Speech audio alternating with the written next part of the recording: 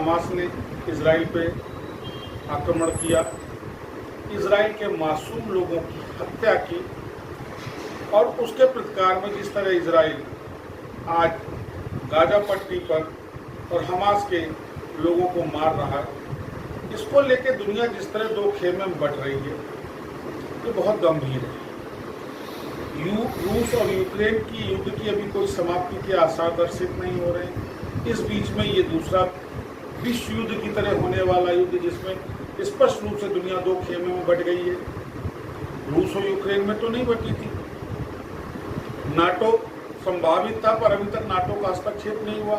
परंतु इजराइल के मामले में जिस तरह नाटो इन्वॉल्व हो रहा है और उसके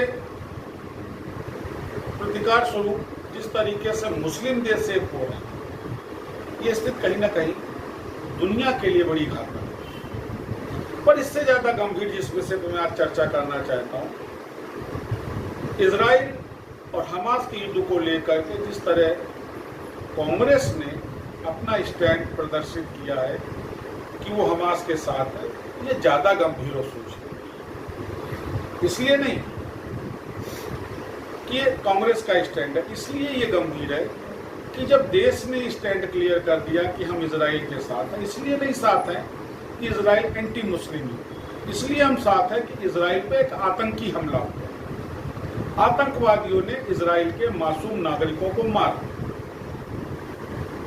तो क्या हमको इस आतंक का साथ देना चाहिए? कांग्रेस को ये नहीं समझ में आता। मुस्लिम वोट बैंक के तुष्टीकरण के लिए जिस तरीके के निर्णय कांग्रेस ले रही है और ले क्या रही, जिस तरह 1951 भारत के पहले सदन से लेके आज तक कांग्रेस के जितने भी मूवमेंट रहे, ये डिक्लेयर्ड हिंदू विरोधी मूवमेंट है।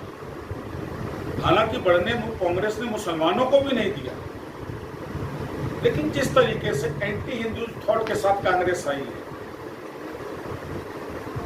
कांग्रेस वर्किंग कमेटी की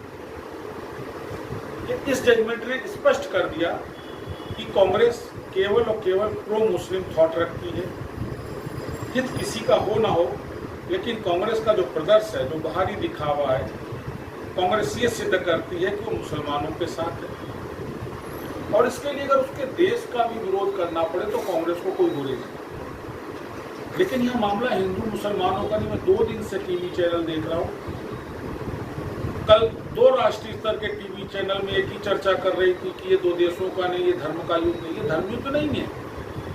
दुनिया का कोई भी धर्म, कोई भी दीन, कोई भी ईमान इस बात की इजाजत नहीं देता कि आप मासूमों का कत्ल करें। मैं पूछना चाहूंगा, चाहे वो हमास के लड़ाके हों या हमास का समर्थन देने वाला जो अपने को दीनी कट्टर इस्लामिक देश कहता है, ईरान हो या इजराइल हो, दुनिया के किस धर्म में लिखा है कि आप मासूमों को, मजलूमों को मारिए, आप छोटे बच्चों की हत्या करिए, आप महिलाओं के साथ अभद्रता करिए? और ऐसे कुकृत्य को कांग्रेस ये कह के साथ दे रही है कि हम फिलिस्तीन के साथ हैं, हम हमास के इस अटैक का समर्थन करते हैं। मित्रों, ये अति गंभीर और बेहद निंदा का विषय है। भारत सरकार ने प्रधानमंत्री के जरिए अपना जो भी स्टैंड दिया, उसके क्या राजनीतिक परिप्रेक्ष्य मैं नहीं जानता, ना इस पर चर्चा करता हूं, लेकिन इस बात की निंदा जरूर करता हूं कि बेगुनाह नागरिकों को मारने वाले, मासूम बच्चों का कत्ल करने वाले, औरतों के साथ इस तरीके का बर्ताव करने वाले, क्या ऐसों को समर्थन दिया जा सकता है? ये बेहद गंभीर है। और ये इसलिए भी ज्यादा गंभीर है कि उसके बाद जो देश में रिएक्शन आया, जिस तरह अलीगढ़ मुस्लिम यूनिवर्सिटी ने मार्च निकाला, जेएनयू में बवाल हुआ, खुल करके फिलिस्तीन के समर्थन में युवा छात्र आए, ये कहीं कोई भूमिका अंदर तो नहीं बन गई? मैं तारीफ करता हूं इजराइल की कि एकाएक हुए इस आक्रमण के बाद इजराइल ने अपने को संगठित किया और एक नजीर पेश की दुनिया की उन राजनीतिक पार्टियों के लिए इस युद्ध को लेकर के इजराइल का पक्ष और विपक्ष एकजुट है। और दुर्भाग्य हमारे हिंदुस्तान के लोकतंत्र का कि हमारा विपक्ष आज भी केवल सत्ता पक्ष के विरोध में खड़ा है। इस स्टैंड की कोई काउंटेबिलिटी नहीं। कांग्रेस का ये जजमेंट कहीं भी मायने नहीं रखता है। क्योंकि जितने लोगों ने बैठ के तथाकथित कांग्रेस वर्किंग कमेटी में निर्णय लिया, ये कोई भी एक आदमी लड़ने वार पे नहीं जाएगा। लेकिन कल मैंने देखा जिस तरह इजराइल का पूर्व प्रधानमंत्री 57 साल की उम्र में अपने घर से निकल करके आर्मी में शामिल होने आया, ये सम्मान की बात है। वो हमारे बेशरम राजनीतिज्ञों की तरह देश तोड़ने वाला नहीं है, क्योंकि अभी तक मोदी जी ने बोलने पर कोई टैक्स नहीं लगाया, इसलिए कुछ भी कहिए, पर निसंदेह गंभीर और निंदनीय है। और जिस तरह अब हमास धमकी दे रहा है कि उसके पास 150 इजरायली हॉस्टेज है, बंधक है, अगर इजराइल ने हमला बंद ना किया तो बंधकों को मार देगा। तो मित्रों, अगर ये बंधक मारे जाते हैं तो मैं, जहां तक मेरी सोच है, हर एक हत्या की जिम्मेदार कांग्रेस होगी, क्योंकि कांग्रेस ने आतंक को समर्थन दिया।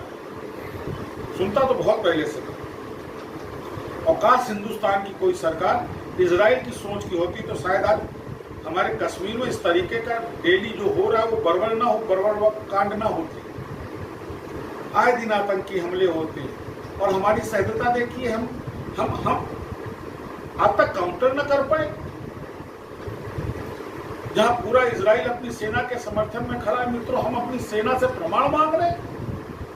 क्या ये निंदनीय नहीं है? तो फिर इस वीडियो के माध्यम से कहना चाहता हूं कि हिंदुस्तान को पाकिस्तान से उतना खतरा नहीं है जितना खतरा हिंदुस्तान को उसके अपने राजनेताओं से। ये वो राजनेता हैं जो हिंदुस्तान की जनता के टैक्स पर अय्यासी करते हैं, अपनी सुख सुविधाएं उठाते हैं और उसके बाद हमारे हिंदुस्तान का विरोध करते हैं।